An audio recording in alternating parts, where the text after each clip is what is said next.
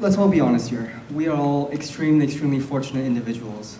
Individuals that are teenagers, and we have the actual privilege to come to such conferences. Not everybody in the world has such privileges. And this is why we envisioned tunnel vision. In our pitch, we will all go over the fundamental problem that is still plaguing modern society today and address our solution, how we decide to remedy such problems. And then, of course, we'll talk into our business side. We will talk into our consumer market and, of course, our operations. Later, we will talk about finance, marketing, and our future prospects. And my name is Alan, this is my team, and without further ado, enter the tunnel. Good afternoon, everyone. My name is Param, and I'd just like to start off by asking you guys a few simple questions. Now, how many people here have the privilege of being able to buy new clothes and new shoes every single year? And how many people here have had the opportunity over the course of their life to be involved in extracurriculars, such as this one, and sports, over the course of a year that requires time and money? Now, by looking around, the majority of us have had many privileges that we take for granted. However, not everyone in our country has these privileges. In fact, 17% of Canadian families live under the poverty line, and that is where tunnel vision enters. Tunnel vision is an idea and a concept which would bring up a sports club in order to offer recreational and representative teams in a bid to provide underprivileged children from low-income families with a platform for success and an accepting social environment.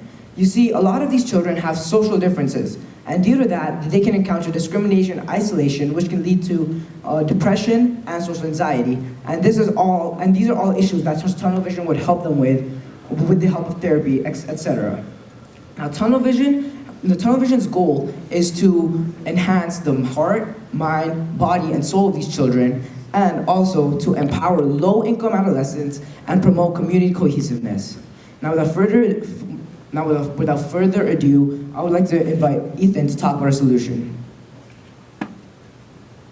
So we're going to split up our program into two different sections. One is recreational. It's more of a positive environment for kids who don't know how to play the sport. So we're going to let them play, just have fun, build confidence, and make friends. But for representative, it's for kids with more skill in the sport. And basically, they get a chance to showcase their skill. And if we have a chance to, we can invite scouts to come and watch them play and hopefully get a scholarship opportunity.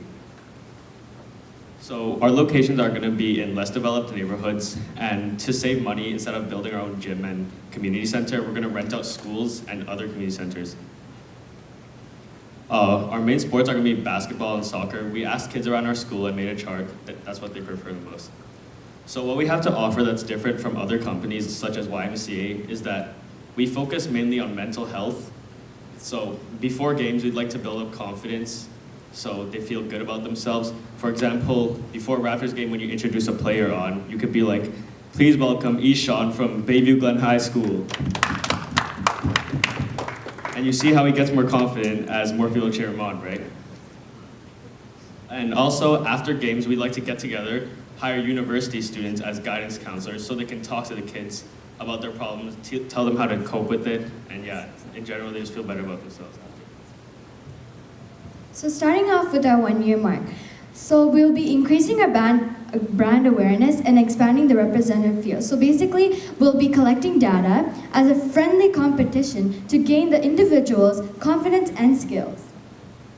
At the 2-year mark, this is where our sports come into contribution. So basically, we're going to be taking the data collected over the course of 2 years, we're going to market it to companies such as Nike and the health sector, so that this shows them how they can make products for their target consumers. In addition, we're going to be marketing this data to university and college coaches so that they can pick certain individuals they want to help. And then, so this is an experience that these individuals wouldn't have got without the help of tunnel vision.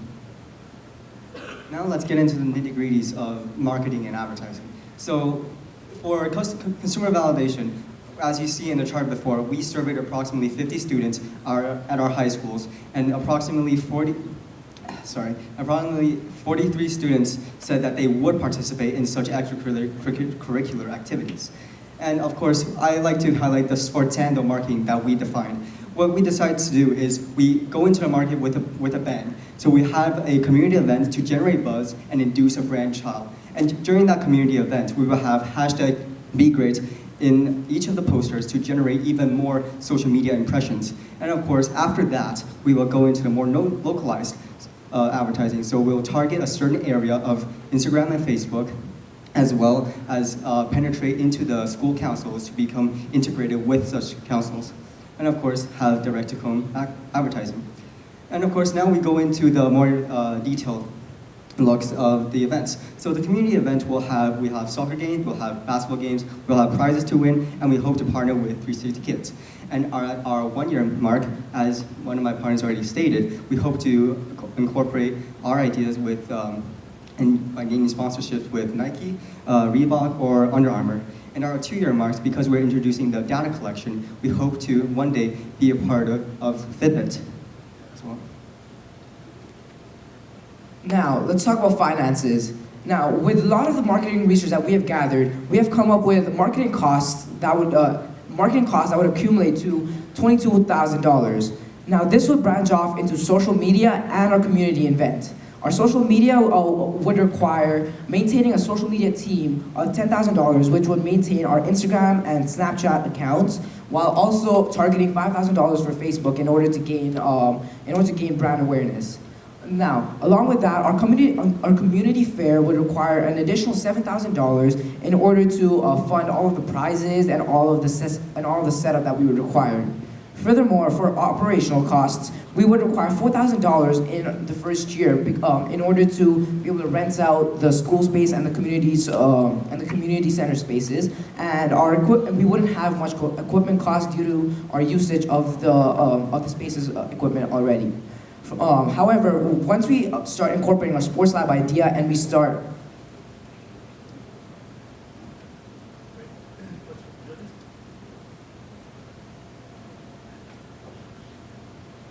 great presentation, guys. I do like the idea. It's social innovation. We actually need a lot more of that in society. Just had one question regarding sustainability. You talked about going into a community and then working there. But what's the model for continuing to engage and to work with those kids in that community? Pardon me, can you just repeat the question, please?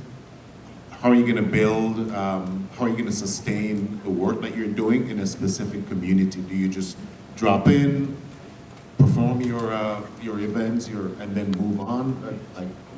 Well, we were looking to basically target, we'll target low-income communities and rundown communities, and it would, we would operate during the school year, so it would be after school, and every day we would be working towards different communities. So like, say if we're working in Markham with the GTA, we would look towards a place like Jade and Finch, where it's a known low-income area, and go there, say on Mondays and Fridays, and conduct our games and our teams practices on those days, and set out days for each team or each community throughout the week.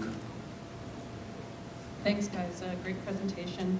I did want to ask you about the cost of labor. So the people that are going to be delivering these events on a regular basis, how are you going to pay them? Or are they going to be volunteers? And then also just if you'd considered at all that organizations, when they rent facilities, publicly owned facilities, typically need liability insurance. They have that cost of doing that business. So did you look at that? So labor and liability. So thank you for the question. To answer the first part, with regards to labor, as we stated before, we will have volunteers from universities to help us run all the programs. Of course, they will also gain volunteer hours and etc. experience. But for the liability part, it's a really, really interesting fact. We did not look into that just yet. However, we will, after this presentation, we will look into that, and we hope to reach out to you in the near future. So I just want to say I really think the problem that you've identified is really strong, and I think in the presentation it's shown you've thought about a lot of the different components that need to be in place. I think maybe the problem here is that you might actually, what you're offering as something that other organizations like Boys and Girls Club, YMCA, other partners in the community could be offering, and that you come in as a partner and do that data thing, where maybe you're helping collect information for them, sell it back to them, so you're a value-added extension and a community hook, because they're going to have Facebook marketing budget, they're going to have the liability insurance, they're going to have programming and mentors and things like that. So maybe just look at honing what you can offer that they can't, but partnering with them will make it more valuable. Well, that's a really good idea. We did look into that, such as partnering with YMCA, because we know that they've had a lot of, because we know that they're already established community with a lot of sports, such as even more sports than we can offer, such as swimming. We'll talk after. Yeah.